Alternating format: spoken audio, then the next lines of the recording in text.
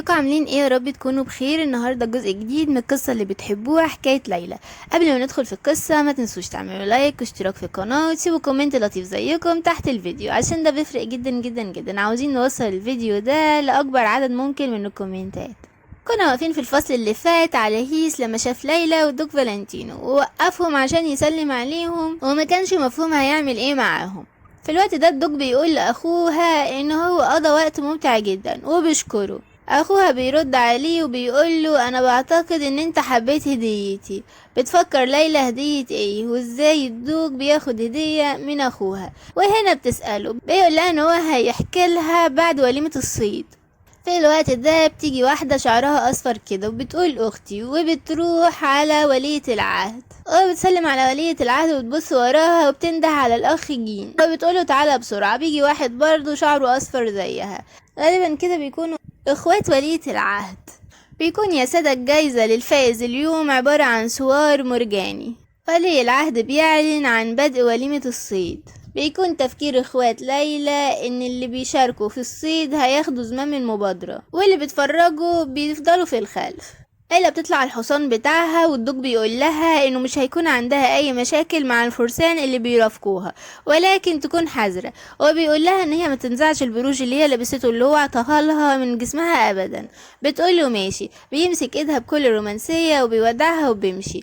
وهنا بتظهر يا جماعة السيدة أدالين ألبنز، بتقول لليلى ان هي تيجي جنبها وان هما يروحوا سوا. طبعا ليلى ما بتكونش طايقاها بس بتسمع الكلام. بتبص لها ادالين تسالها عن اللي هيفوز النهارده، وبتقول ان هي بتراهن على سيو. بتبص لها ليلى وبتقول لها اكيد طبعا انا كمان براهن على جوزي. بتيجي البنت اللي شعرها اصفر وبتقول من الطبيعي ان الدوكا فالنتينو تدعم زوجها اكيد الدوك. وبتسال ادالين اذا كانت بتسال عن ما هو واضح اصلا. بيبدأوا يتحركوا. ليلى بتلاقي ان في حشرات كتير وبتقول ان اكيد عشان هي غابة هيكون فيها كتير من الحشرات، عشان كده بتحبش فيه الغابة. فجأة بيجي صوت وبيقول الدوكا فالنتينو مش مسلحة بالكامل. بتبص كده ليلى وبتقول ايوه بيكون الشخص ده الملكة إليميل لانسيون. بتعطي الليلة حاجة كده وبتقول لها شميها، لو كانت بتبدو ليكي جيدة رشي القليل منها. وبتقول لها انها بعد ما ترشها هيكون في عدد قليل جدا من البعوض عن الاول. بتشكرها ليلى. الملكة الحالية إليميل يا جماعة حتى لو بدت ودودة فهي شخص مرعب جدا. بتقول ليلى على الرغم من انها سخية الى ما لا نهاية مع الاشياء غير الضارة والضعيفة اللي بتواجهها، لكن على العكس تماما كانت قاسية بلا حدود مع الاشياء الضارة. النوع اللي بتحذر منه إليميل هو عادة الاشخاص زي أدالين مثلا. هي بتعرف ايه القناع اللي ورا أدالين ووشها البريء. بعد ما بتقرب منها الملكة بتقول لليلى ان بشرتها بتزداد سوء يوم بعد يوم، وبتسألها اذا كانت صحتها بخير. بتقول ليلى ان مفيش اي حاجة تدعو للقلق، وبتستغرب وبتقول الناس مهتمين بصحتي اليومين دول، ده شيء غريب جدا. بتقول ولية العهد ان هي مشت طريق طويل جدا ولحد دلوقتي ما شافتش اي ارنب، وبتتساءل اذا كان الناس اللي تقدموا لقوا فرستهم ولا لسه.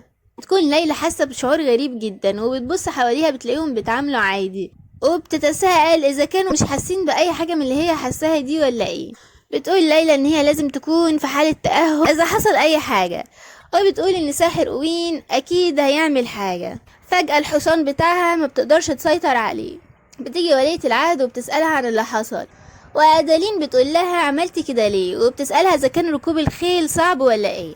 هنا ليلى بتبص لأدالين وبتسألها إذا كانت حست بحاجة ولا لأ. بتقول لها إنها ما حستش بحاجة. فجأة ليلى بتزعق وبتقول جلالتك من فضلك وقفي الموكب، وبتقول لها إن هما ما يقدروش يمشوا أبعد من كده. الملكة بتستغرب لكن بتقول لها ماشي. فجأة الجنود بيزعقوا بيقولوا مش ممكن، في هناك صدع، وبيقولوا خدوا جلالة الملكة وولية العهد المكان آمن. وبيكونوا بيتساءلوا على سبب اللي يخلي فيه صدع في غابة أشوري، وإن ده مش الوقت اللي بيحصل فيه الشقوق بشكل متكرر. أدالين بتبص ليلى وبتسألها إزاي عرفت إن هيكون فيه صدع. بتقول ليلى إن هي حست بالتواء في الفضاء. أدالين بترد عليها وبتقول لها ان ده شيء غريب جدا، والنوع ده من الاشياء عشان تحسي بيه لازم يكون عندك تواصل مع الروح. فجأة الحصانة بتثور وبتوقعهم على الارض كلهم، وبيظهر وحش صعب جدا، وليلى بتسمع صوت حد بيقول الجميع لأماكنهم وما ترجعوش. الوحش بيمسك جندي بشكل صعب جدا، والجندي بيطلب النجدة. جندي تاني بيقول لازم يطلقوا النار عليه، وان هما لازم يقولوا الامر ده لولي العهد، لكن ما بيقدروش. بيطلقوا النار على الوحوش لكن ما بيحصلش اي حاجه. الوحش الحقيقه بقت الجندي اللي كان ماسكه بطريقه وحشيه جدا.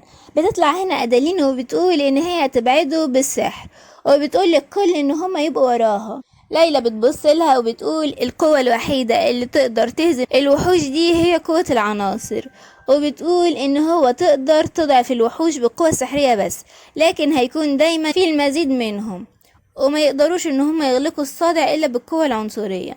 وبتقول ان لازم يكون لكل اقليم ساحر عنصر واحد مستأجر على الاقل، وما تقدرش عائلة البنز المنحدرة من الصحراء ان يكون عندها الروح دي في نسبهم، عشان كده احضروا سحرة من عواصم او عائلات اخرى. وبتقول ان ادلين هي الابنة الشرعية لعائلة البنز، وعشان كده تقدر تستخدم السحر. المشكلة هي ان التعامل مع النوع ده من الوحوش مش بالامر السهل ابدا. اخوات ولية العهد بيسألوا الدوكة البنز اذا كانت هتقدر توقفهم فعلا. بتبدأ البنز تعمل شوية حركات كده، وبتقول ليلى بيتغير لون القوة السحرية اعتمادا على نوع القوة المراد إلقائها، وبيتعرف اللون الأحمر بأنه سحر الهجوم، ولكن تركيز القوة السحرية مرتفع جدا. بتكون ليلى برضو سمع أصوات غريبة. على الرغم من السحر بتاع البنز، الوحش بيكون متجه للملكة ولية العهد. هنا ليلى بتقف قدامهم، ولكن بتكون هنا المفاجأة، بتقدر تتغلب فعلا على الوحش. تقول ليلى مش ممكن، دي قوة سيو أكيد. أكتر حاجة بتخشاها الوحوش هي قوة روحية خالصة. وبتقول ليلى مش عارفة لإمتى هقدر أتحمل، وإن لازم توصل المساعدة قبل استهلاك كل القوة الأساسية للبروش. ولية العهد بتبص هنا ليلى وبتسألها لإمتى هتقدر تصمد قدامهم. بتقول لها ليلى إن هي مش عارفة، على الأقل هتقدر تصمد لحد الوقت اللي يوصل فيه الفرسان. بيكون تفكير ليلى إيه اللي بيحصل ده، على الرغم إن هو مش شعور مزعج لكن هو كمان مش مريح. وبتقول إن الدوق فالنتينو حاول مساعدتها، حاجة غريبة جدا، هي مش عارفة تفسر ده. وبتقول منذ العصور القديمة كانت الأرواح بتسكن جميع أنحاء الطبيعة، خاصة في الغابات القديمة، وإن روح الغابة تشبه الجسد الجماعي، ومع ذلك فهي ما بتتواصلش مع اللغة البشرية أبدا، وإن البشر خلقوا الكلمات والحروف عشان يتواصلوا مع بعضهم البعض، لأنهم ما فهموش لغة الطبيعة وما يقدروش يتواصلوا مع الأرواح الشريرة دي. وبتسمع حد بيقول لها هل تحتاجين إلى أي مساعدة؟ بتفكر ليلى وبتقول أنا مش عارفة إيه اللي بيحصل. فجأة بتقول أرجوك أعطني قوتك. الوحش بيقع على الأرض والكل بيكون مصدوم بما فيهم ليلى. بتفكر ليلى وبتقول دلوقتي بعد التفكير من الأمر أنا كنت عندي الجسم ده طول الوقت وما كنتش عارفة. وبتقول إن الموضوع ده مش بيبدو كأنها بتفقد عقلها، شيء ما أو شخص ما بيجذبها. بتسمع حد بيقول وبيتساءل ليه عندها قوة روحية، وإن هما ما بيعتقدوش إن كل ده بسبب سيو، لأن القوة الروحية اللي هي حاسة بيها من ناحية المرأة دي قصدها ليلى، يعني تبدو كأنها بتمتلكها من قبل ما تقابل سيو. فتح ليلى عينها على حد بيقولها سيدتي هل أنت مستيقظة؟ بتقول أيوة أنا، وما بتكونش فاهمة إيه اللي حصل. فجأة الدوق بيعرف انها قامت وبيدخل عليها وبتطمن اذا كانت كويسة ولا لا. بتقول ليلى انها كويسة، وبتتساءل عن السبب اللي يخليه قلقان عليها، وبتقول ان اكيد كل ده بسبب الضجة اللي حصلت هنا. بتسأل ليلى من امتى وهي فاقدة الوعي، وكمان بتسأل اذا كانوا الاخرين بامان ولا لا.